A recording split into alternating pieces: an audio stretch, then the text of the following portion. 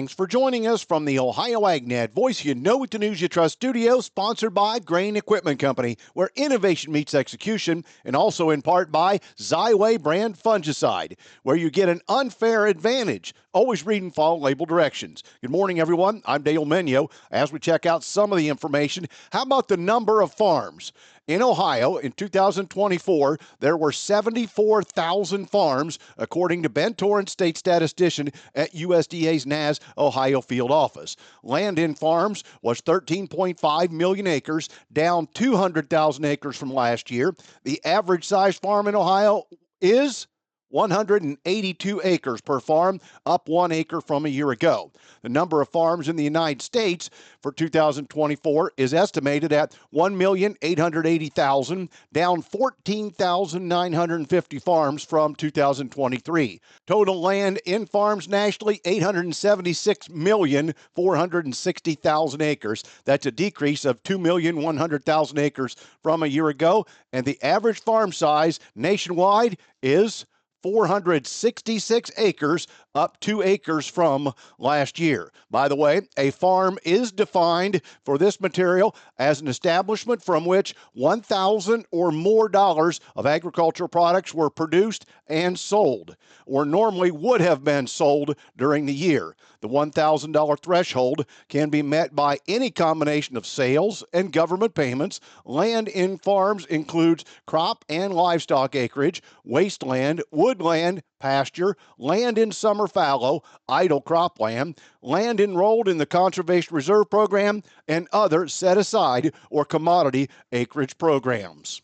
Today's weather brought to you by Seed Consultants. Simply better performance online at seedconsultants.com. Here's the forecast. Strong north winds are in control today over Ohio. I'm Chief Meteorologist Ryan Martin. Quick forecast update for you here. The strong northwest winds mean we're probably going to be dealing with lake effect through the day.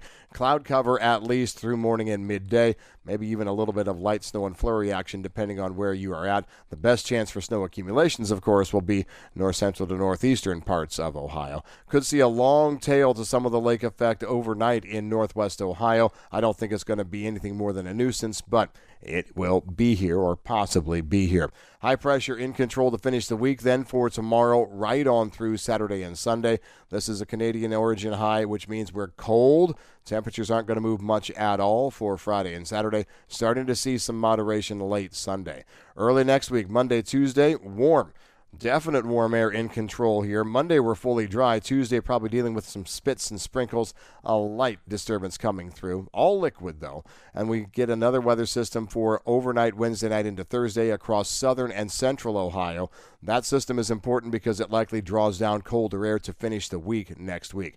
The amount of moisture we see, probably 1/10 to 4/10 of an inch of rain, coverage around 60%, but the cold air is much more important. That cold air dominates through Friday the 28th, Saturday the 1st, and Sunday the 2nd. We have plenty of warm air pooling off to the west, but it doesn't get back in control until later on, that first full week of March. I'm meteorologist Ryan Martin. And thanks, Ryan. Let's check in with our weekly update from the Ohio Soybean Council and your soybean checkoff dollars at work. Here's Dusty Sonnenberg.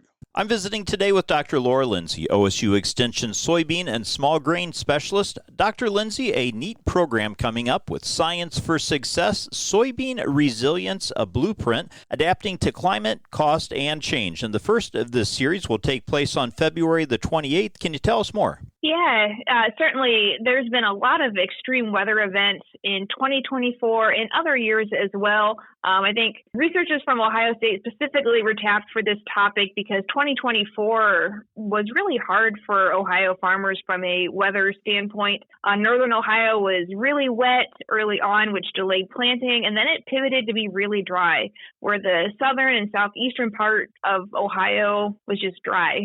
So a lot of challenges there. And then we had very heavy rainfall from Hurricane Helene around harvest time.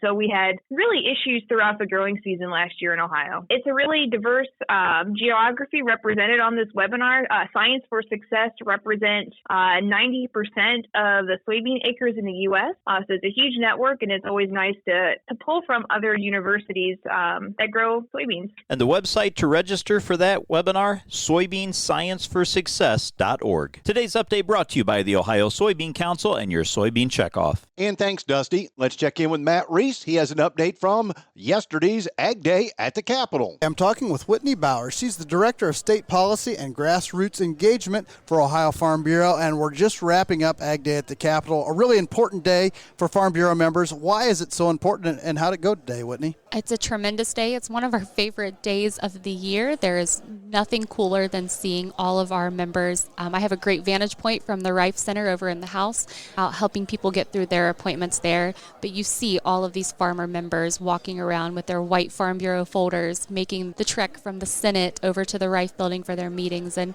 it's a tremendous just visual. We're really proud of this process and what this day can bring, and our members' abilities to share with their elected officials what these priority issues look like within their communities. Because we can talk words on paper all day, ourselves as staff, but at the end of the day, what makes the biggest difference is having our members be able to demonstrate what something looks like within their community and how this priority issue or that priority issue could really improve the quality of life within that district and within that community. Well, and it really all boils down to relationships, right? That's what today is all about. Absolutely. Some of my favorite relationships are the ones that our members have. They immediately reach out to their elected official when they want to talk through an issue or they want to talk through a problem that they're seeing, and that they know that those people are accessible to them, and they work really hard to maintain those relationships and invite them places and invite them to farm tours. And I've seen people in combines and on boat tours, and it's a tremendous just a relationship that extends beyond today. I've been talking with Whitney Bauer. She's the Director of State Policy and Grassroots Engagement for Ohio Farm Bureau. And thanks, Matt. Retail fertilizer prices tracked by DTN for the second week of February 2025 continue to show most nutrients are more expensive, with 3 fertilizers notably higher. DTN designates a significant move as anything 5% or more. Urea, 9% higher compared to last month. UAN 32 was 7% more expensive, and UAN 28, 5% higher. 3 other fertilizers were slightly more expensive looking back a month ago, that being DAP 10340 and anhydrous. Potash fertilizer was slightly less than a month ago, and MAP fertilizer was unchanged from last month.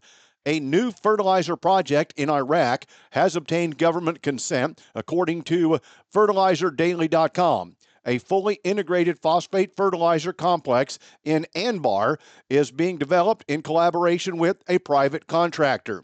The facility will be able to produce 1 million tons of DAP fertilizer annually, as well as 500,000 tons of triple superphosphate. In addition, they will be able to manufacture sulfuric acid, phosphoric acid, and ammonium. This initiative is expected to leverage Iraq's ample phosphate reserves, bolstering economic security and self-reliance in fertilizer production, the article said. Back with more after this. Farmers, crop consultants, and ag business leaders. The Conservation Tillage and Technology Conference is March 11th and 12th at Ohio Northern University in Ada. The theme is getting more from less. 4 concurrent sessions each day with 60 presenters. Registration today is $100 and includes exclusive access to videos of all sessions after April 15th. CCA and CLM credits included. Go to ctc.osu.edu for more information. Morton Buildings is holding their annual Building Value Days sales event, running now until the end of February. If you are looking to build, now's the time to lock in your building project and save. Join them for their open house Friday, February 21st, 8 a.m. to 5 p.m., and Saturday, February 22nd, 8 a.m. to 1 p.m. at one of their Ohio construction centers, Caldwell, Kenton, Wilmington, or Worcester. For more information and to find your local office, visit mortonbuildings.com. Certain restrictions may apply. This offer is available on select building styles. Contact your local construction center for more details. Oil futures edged higher Wednesday morning on global supply disruptions, with concerns over the bearish effect of additional U.S. import tariffs on fuel demand growth capping gains. Now, the U.S. dollar index strengthened by 0.16 points, bringing it to 107.115 against a basket of foreign currencies. Now, Russian officials said Monday's attack on the CPC export pipeline could throttle flows by 30% for several weeks to months until damages are repaired, amounting to some 350 to 400,000 barrels per day. Cold weather in the U.S., meanwhile, has shut in some crude oil production, with North Dakota Pipeline Authority estimating production being down 150,000 barrels per day as of Tuesday. On the flip side, a return to flows on the Kirkuk pipeline looks more likely after Iraqi officials on Tuesday claimed to have reached a solution to the dispute between Baghdad and Kirkuk, bringing back at least 300,000 barrels per day of crude oil to the global market. Today's market analysis is brought to you by the Louis Dreyfus Company, excited to be building the newest state-of-the-art soybean crush facility in Upper Sandusky, Ohio. Call 574-566-2113 for information on soybean marketing to LDC. With today's analysis, here's Ryan Martin. A boring start to the day turned ugly as we went into the close. Corn trading down anywhere from 2 to 4 cents. Beans were down 6 to 7.5, and the wheat markets lost double digits. I'm not super surprised on the wheat side of things. Remember, the big run-up last Friday and the follow-through yesterday was due to cold air and damage on the wheat crop. But as I told you, we were getting snow on the wheat crop out there, so it had a nice little blanket of insulation. There's not any winter kill from these kind of scenarios in January and February in the Central Plains. Now, if you have these kind of temperatures in April, sure, we've got some problems, but that's not what is happening. So it was kind of a pullback day overall. Turnaround Tuesday on Wednesday. Fundamentally, world cash prices have failed to fully follow the U.S. futures higher. Argentine FOB river quotes are unmoved, $235 a metric ton. Russian wheat FOB offers down $2 a metric ton from last week.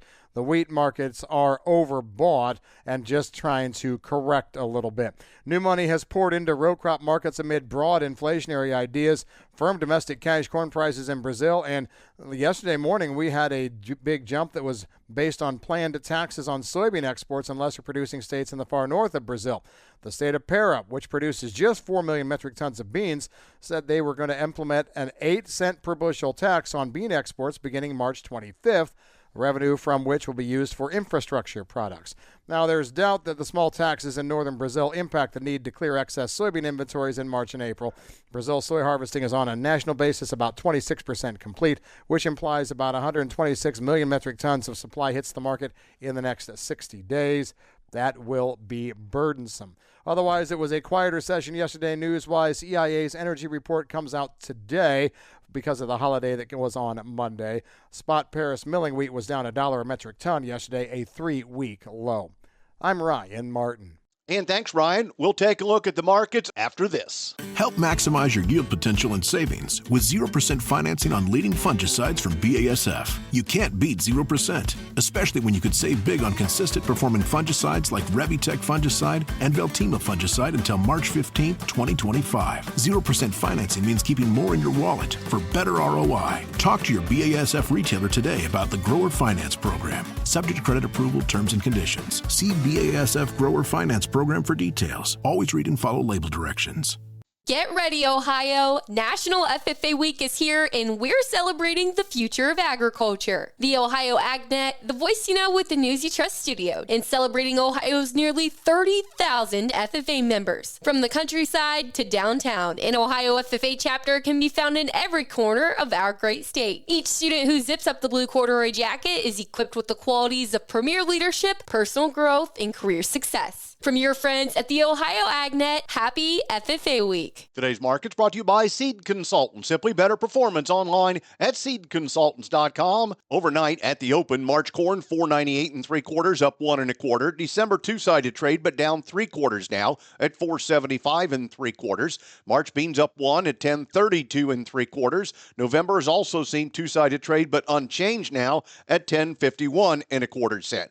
Wheat all lower. July down a half at 6.19 and a quarter cent. September down a penny at 6.33 and a quarter cent. In livestock, February cattle up 37 at 197.82. April 194.77 up 75. The April lean hogs 89.75 down 3.45. May down 3.25 at 93.62. April feeder cattle down 50 cents at $268.60. May down 27 at $267.05. Thanks for joining us. This is the Ohio AgNet.